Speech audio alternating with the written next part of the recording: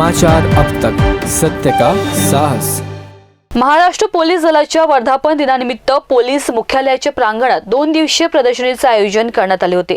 या प्रदर्शनीचा समारोप व ई दरबारचा शुभारंभ पालकमंत्री मुनगंटीवार यांच्या हस्ते झालाय।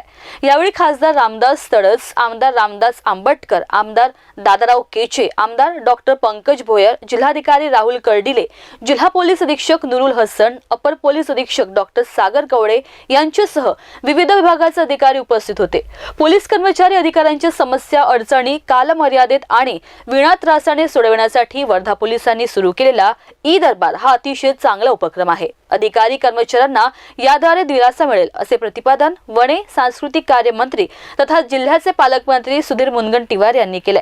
बदलत्या काळात सायबर गुन्हेगारीचे प्रमाण वाढत आहे। याबाबत नागरिकांमध्ये जनजागृती होणे आवश्यक आहे।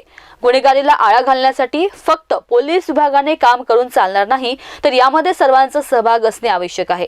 पोलीस विभागामध्ये सकारात्मक बदल घडून येत आहे। प्रदर्शनीमधील विविध स्टॉलच्या माध्यमातून नागरिकांमध्ये जनजागृती होणार आहे। व्यसनाधीनतेला आळा बसण्यासाठी ही प्रदर्शनी उपयुक्त ठरणार असल्याचे पुढे बोलताना पालकमंत्री सुधीर मुनगंटीवार म्हणाले। समाचार अब तक ब्युरो रिपोर्ट वर्धा।